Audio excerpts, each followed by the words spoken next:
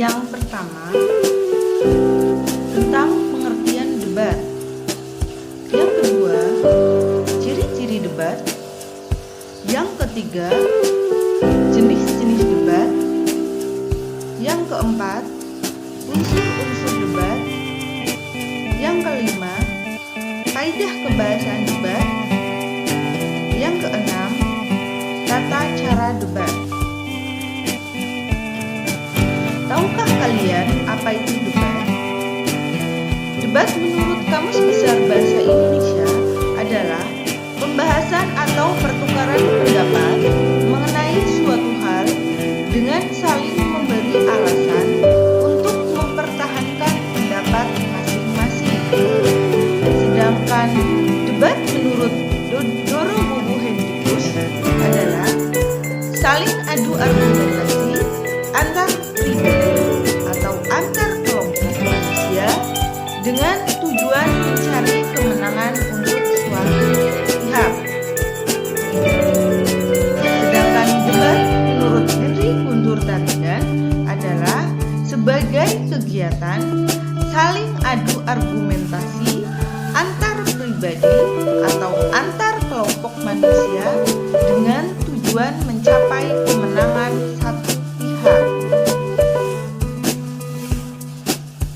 Dari tiga pendapat ini dapat kita ambil kesimpulan bahwa yang dimaksud dengan debat adalah proses saling bertukar pendapat untuk membahas suatu isu dengan masing-masing pihak yang berdebat memberi alasan.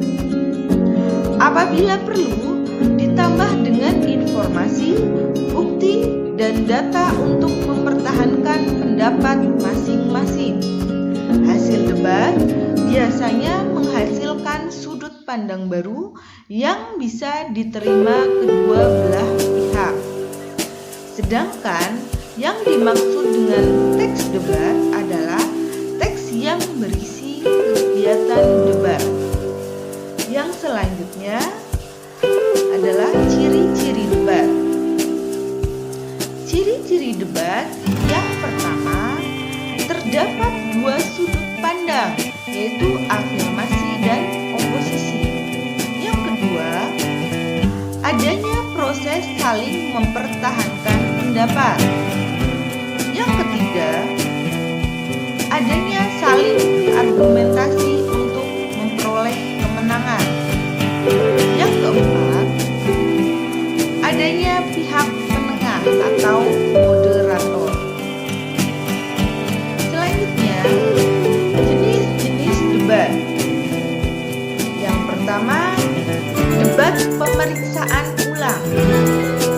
Debat pemeriksaan ulang dilaksanakan untuk memeriksa ulang dan mengetahui kebenaran pemeriksaan sebelumnya.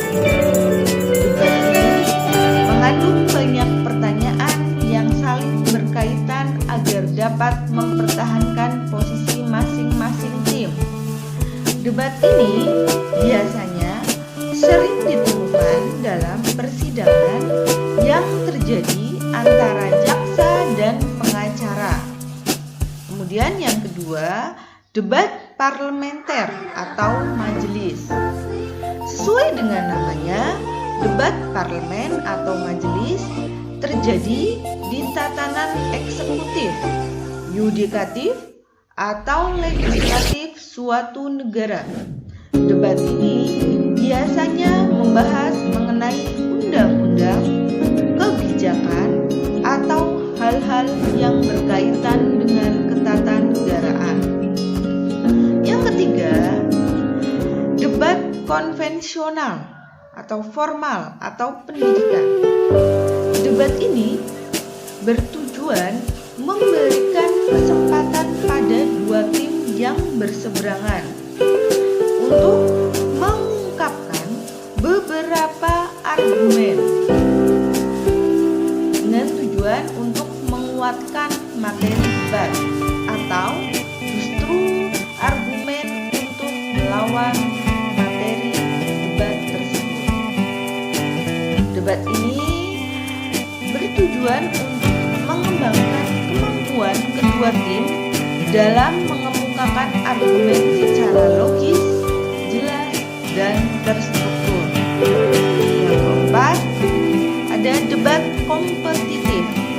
Debat ini merupakan bentuk permainan yang biasa dilakukan di tingkat sekolah dan universitas.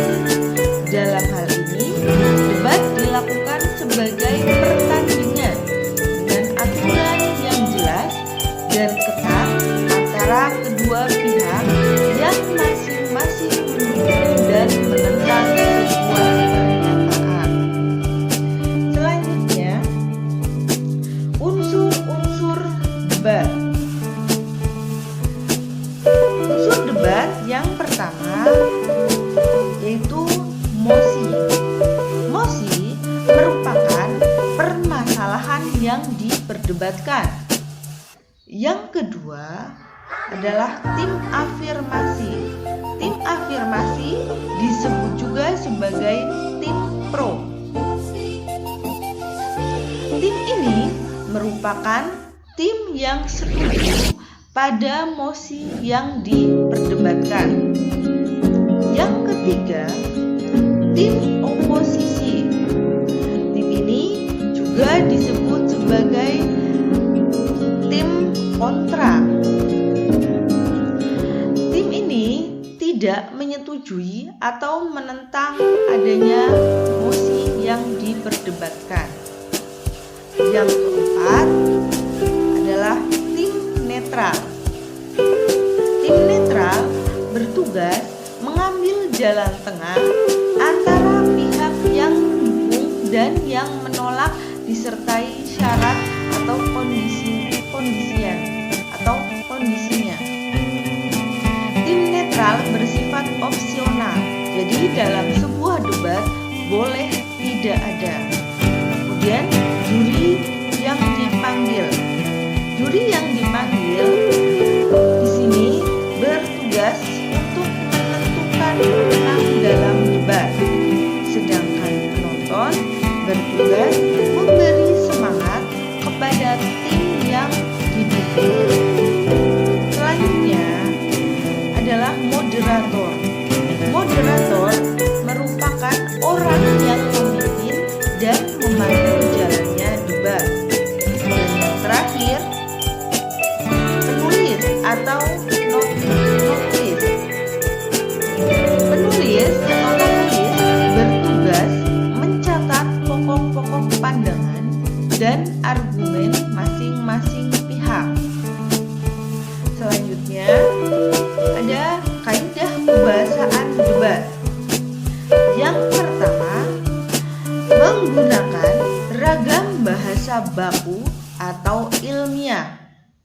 Ragam bahasa baku telah ditetapkan sebagai ragam yang dapat diterima dan berfungsi sebagai model untuk suatu masyarakat.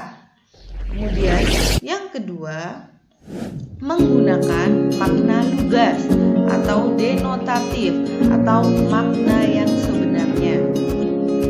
Yang ketiga, menggunakan istilah-istilah keilmuan sesuai dengan mosi yang diperdebatkan. Yang keempat, jika disampaikan secara lisan, seharusnya menggunakan intonasi dan lafal yang baku, yakni tidak menampakkan kedaerahan. Yang kelima, menggunakan kalimat-kalimat retoris, kalimat yang tujuannya bukan bertanya, tetapi untuk menegaskan suatu pernyataan. Kemudian yang terakhir, dapat menggunakan konjungsi. Konjungsi yang dapat digunakan dalam debat, misalnya konjungsi yang menyatakan urutan, penambahan, pertentangan, dan lain-lain. Selanjutnya berkaitan dengan tata cara debat. Yang pertama adalah pembukaan oleh moderator. Dalam bagian ini, moderator membuka debat, menjelaskan mosi, memperkenalkan tim yang berdebat, serta membacakan tata tertib debat. Kemudian yang kedua, penyampaian pernyataan topik. Pada bagian ini, juru bicara setiap tim menyampaikan pendapatnya terhadap mosi. Pernyataan topik ini dilakukan secara bergantian tanpa ada tanya jawab atau instruksi dari tim lain. Kemudian yang ketiga, pelaksanaan debat. Pada bagian ini, setiap tim diberi kesempatan memberikan argumen untuk mempertahankan atau untuk mendebat tim lain. Yang keempat adalah simpulan. Pada bagian ini, setiap tim menyampaikan simpulannya terkait mosi setelah mendengar argumen atau sanggahan dari tim lain. Simpulan dalam debat disusun berdasarkan argumen yang telah disampaikan sebelumnya. Maka, penalaran yang digunakan dalam debat yakni menggunakan penalaran secara induktif.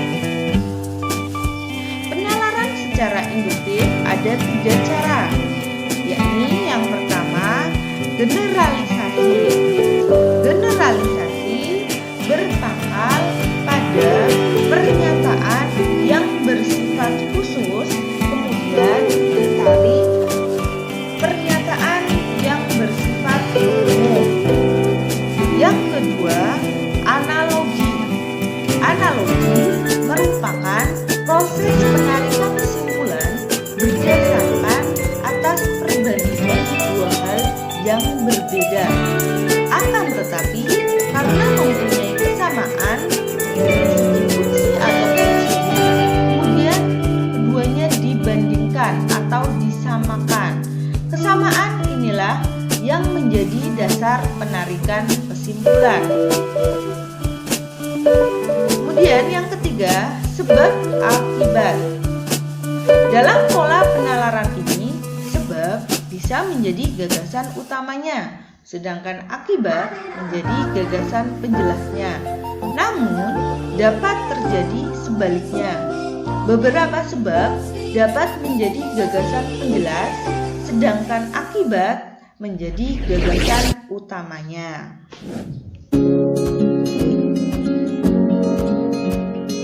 Dan yang terakhir adalah penutup. Oke, silakan kalian bisa mencermati video berikut ini.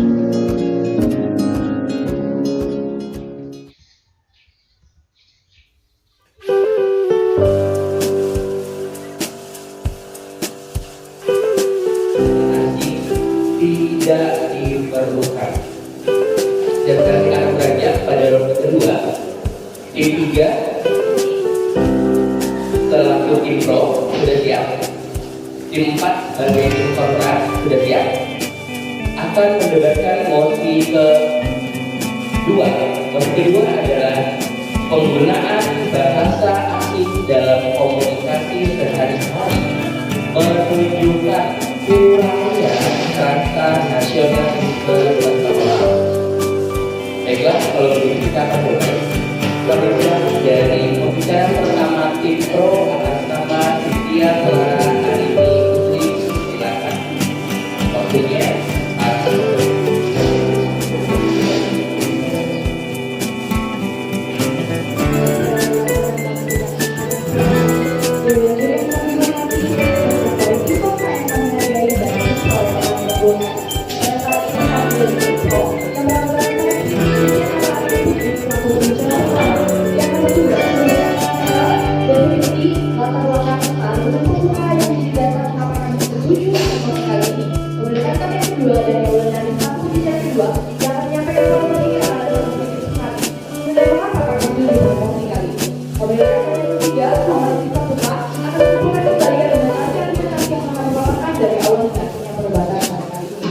Begitu di sini kami mendukung kembali penggunaan bahasa kreatif dalam komunikasi sehari-hari menunjukkan kurangnya rasa nasionalisme seseorang.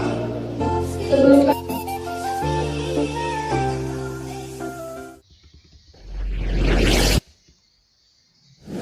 Oke, dari contoh yang kalian lihat di situ, ini merupakan debat kompetisi. Di sini terdapat tim afirmasi dan tim oposisi, dan pastinya di dalam debat ini ada penonton, kemudian juri, kemudian moderator dan notulis, lengkap sesuai dengan unsur-unsur debat yang tadi sudah saya sampaikan. Terima kasih, semoga bermanfaat. Saya akhiri. Wassalamualaikum warahmatullahi wabarakatuh.